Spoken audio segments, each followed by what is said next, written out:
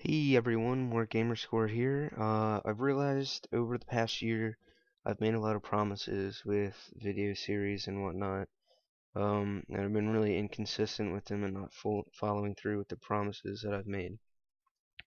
So recently I've been really interested in reversing that and getting into making consistent content. So here today I'm starting a new series, well, two actually. The first of which being Azeroth Weekly, which you're watching now here on the More Gamerscore channel. I'm going to be covering World of Warcraft news over the past week, and the second series is Gilnor Weekly, which is essentially the same thing, but on RuneScape news, and you can check that out over on the RuneScape channel if you're interested. Link in the description for that. If these get any success, I'm going to also probably do one here on the More Gamerscore channel for general gaming news over the past week that interest me. So maybe a few weeks down the line, if these get any success, I'll start that. So, without further ado, let us begin. So the first bit of news for this week comes to us on the Monday, October 29th. And this is a quick mention in the community spotlight of Wrathion. Some of the recent legendary quests have come around with this character, if I am thinking right. And I don't know, this could be a hint towards the new legendary, perhaps. And if so, my vote's on a new bow for hunters. Just saying, Blizzard, wink wink. But this is posted on the Daily Blink website. Link to that is in the description if you want to check that out. They have a pretty badass wallpaper here, as you can see. So we can go ahead to the Blizzard post or to the Daily Blink, maybe if you would like to put that as your wallpaper. Moving on. Moving on towards Tuesday, October 30th, 2012. The first little bit of news we have today is Blizzard announced a sale for the Lil KT Pet. As you can see him here, this sale is in honor of the Hallows End event. It's usually $10 USD, but for a short time here, Blizzard has reduced the price to just $5. It's a pretty nice little sale there. If you want to complete your pet journal, if you want to get something for somebody, for the season, it's a nice little gift for only $5. However, this sale is over tomorrow, Monday, the 5th of November. So if you haven't got it yet and you're interested, go ahead and pick that up. I have a link to this page as well as the rest of the Blizzard store in the description below. Also coming to us on Tuesday is some big news. We had the second Miss Pandaria raid, Heart of Fear. That was released on Tuesday. The first being Mogashan Vaults, with the third coming soon. I'll talk about that in a second. I can't wait to get into Heart of Fear. I'll probably put some LFR clips in next week's episode for those who are interested in seeing some footage real quick in case they can't get in right away. So that's that. But keep in mind, for now, only the normal mode is available. But here is the lineup. Blizzard released a lineup for releases of the raids over the next couple weeks. So first up we have last Tuesday on October 30th, normal Heart of Fear was launched.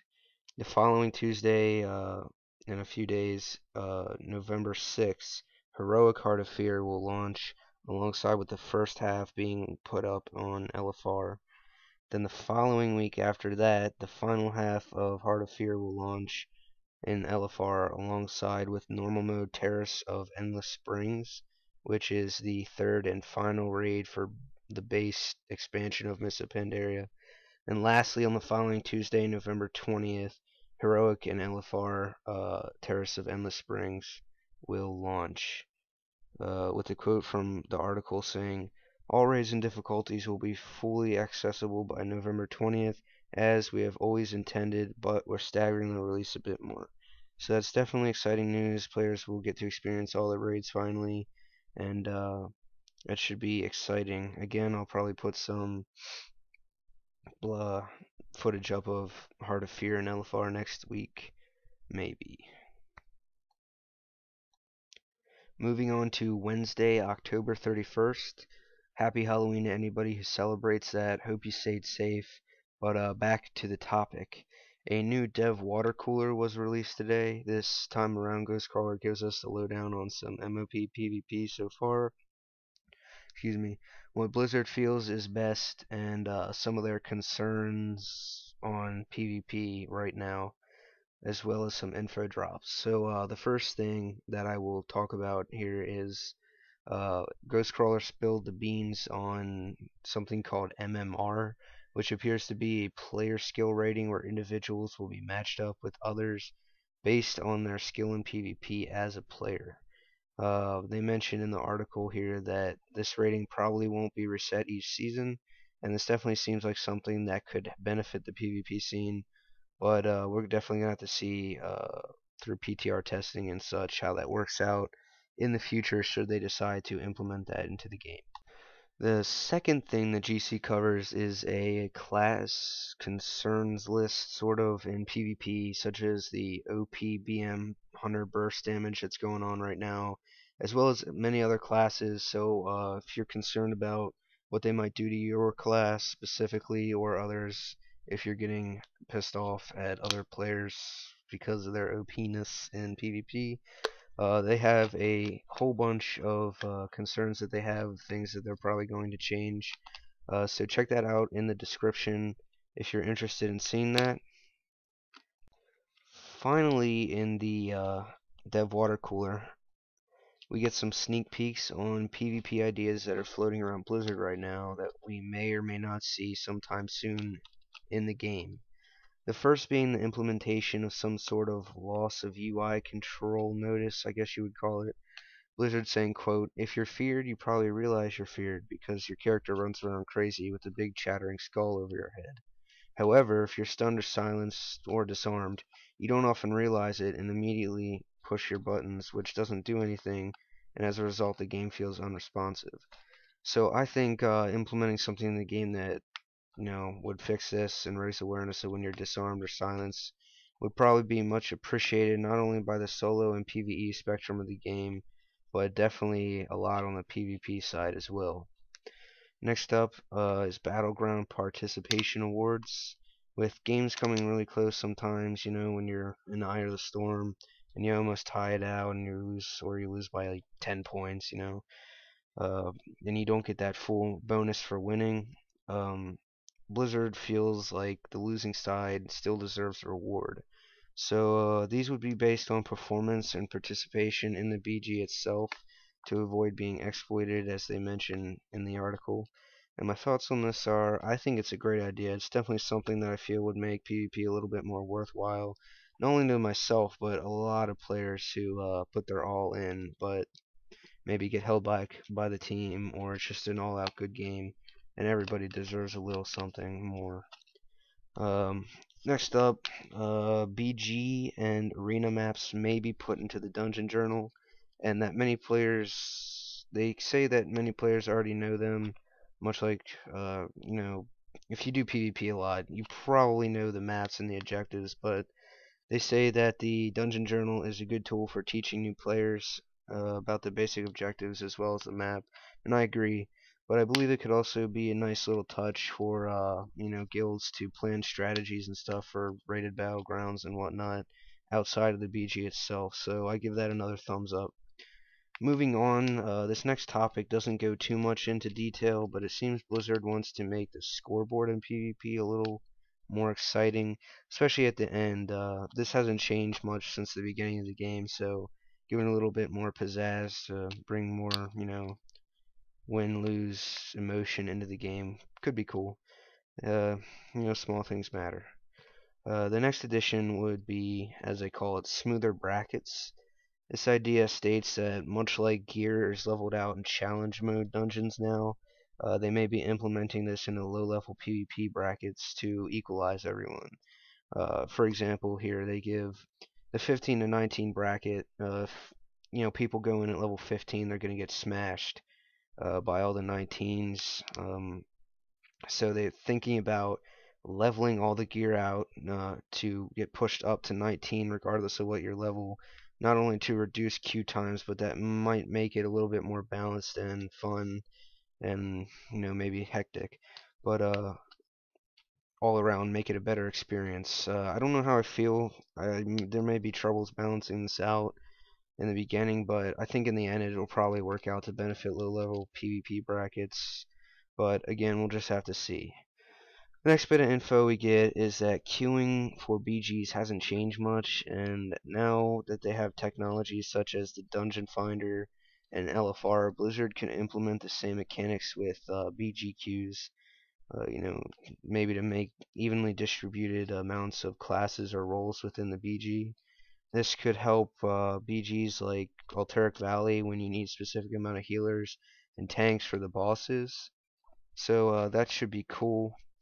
Almost done here. Blizzard has mentioned allowing players to upgrade their gear with Valor points. So now we have confirmation that the same may come to PvP gear with Conquest. So you might be able to spend a few Conquest points to up your your Honor gear, I mean. So that's kind of confusing to me because I think I'd just rather spend it on Conquest gear, but maybe I'm missing something. Moving on to the second to last thing here in our bag of info. Players have raised concern that getting a group of 10 for RBGs is sometimes difficult, thus Blizzard possibly dropping the required limit to 5 from 8 to make rated battlegrounds a little bit easier to get into, but still keep the idea of coordinated PvP groups going. And also, they have said that they might make BGs, Battle for Gilneas being their example, have 5 versus 5 modes for themselves as well. That would be kind of cool. Last but not least, there's a discussion at Blizzard of making level 90 versions of Wintergrasp and Tolbrad, the world PvP zones. I think that would be awesome. Tolbrad was pretty cool, but I definitely love Wintergrasp, and this would be a really nice way to grab some extra honor here and there in between your weekly stuff with Conquest and whatnot. And it's also just something fun to do. So that's all for the PvP news in the Dev Watercooler. If you'd like to read all of it in depth, the link to the page is in the description. And we're moving on to the pumpkin contest. Yes, the 2012 pumpkin carving contest winners have been announced, and let me say some of the stuff that you guys and the fans of Blizzard can do is phenomenal, from the artwork, the comics, but this is crazy. I had no idea you could do some of this to a pumpkin, but you're seeing some of the winners here. Headless Horseman, probably my favorite one. I really like the Headless Horseman, but you can check all of them out. The link in the description, not only to see the winners, but as well as the honorable mentions that Blizzard has included at the bottom. Good work to anyone who participated, and congratulations to those who won. Up next in Azeroth news, we have the Day of the Dead's annual appearance. It came by on the 1st and 2nd of November. As always, if you participated at any of the major cities, you could get some cool holiday-themed vanity items, as well as an achievement to dance with Katrina. So that's always nice to celebrate the Hispanic holiday. If you missed out, look for it next year when it comes back on the 1st and 2nd of November. Again, on the 1st of November, Blizzard announced another 3 months of their comic contest with a whole new batch of prizes. These comics can be centered around the World of Warcraft, Diablo, or StarCraft universes, and there are some rules that you can check out on the actual page for entry and eligibility. There's a link to that in the description, but I thought I'd let you know what the new prizes are real quick. So the November winner will receive a BlizzCon messenger bag valued at about $70 USD. December's winner will get a Diablo 3 poker set valued at about $55 USD, and the January winner will receive a SteelSeries World of Warcraft MMO mouse valued at $105 USD. Those are some pretty cool prizes, so if you're an artist or not, and you're interested in making a comic, definitely think about it, and even if you don't win, it's the fun that matters and the effort that counts. There will be lots of honorable mentions posted as well, so good luck. Some more news coming out on the 1st. The 4th and final installment of the Quest for Pandaria web novella was released on the community site. If you don't know what that is, It's a very well done story about Lily and Shen Stormstout. So if you're interested in lore and other storylines that go around some of the characters in the World of Warcraft universe, I definitely recommend you check that out, as well as the first 3 chapters and the other stories that are there.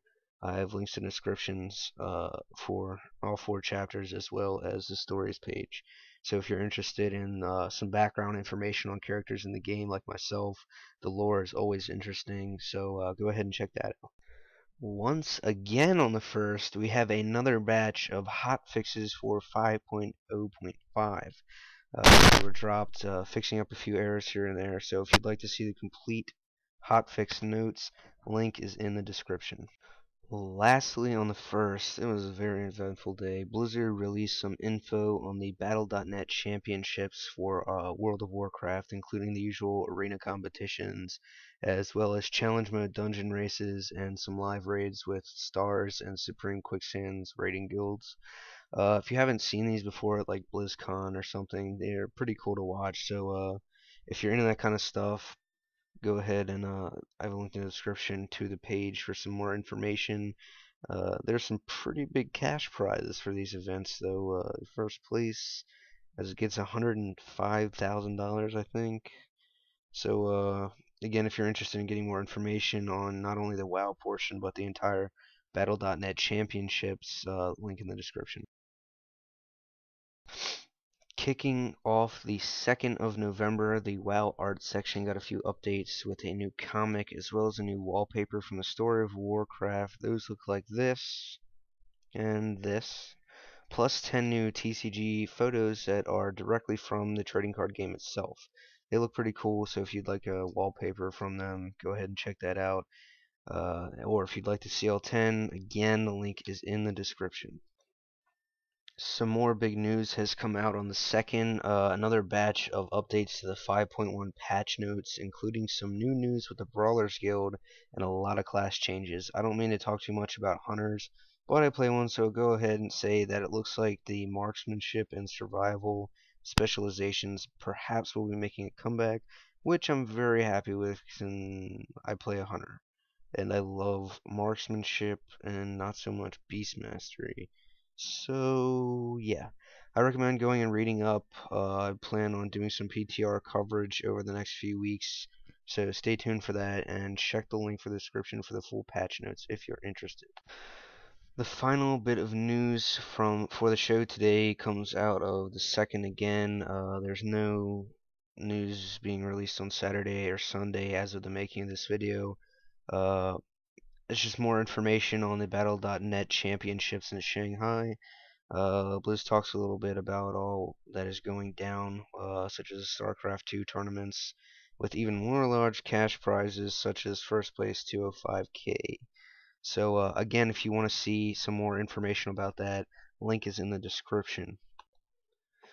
Guys, that was all the news for Monday to Sunday of the last week in World of Warcraft. That brings me to the end of the show, but there is a little more. I thought that at the end of every episode I'd feature the screenshots of the day over the past week, so check these out.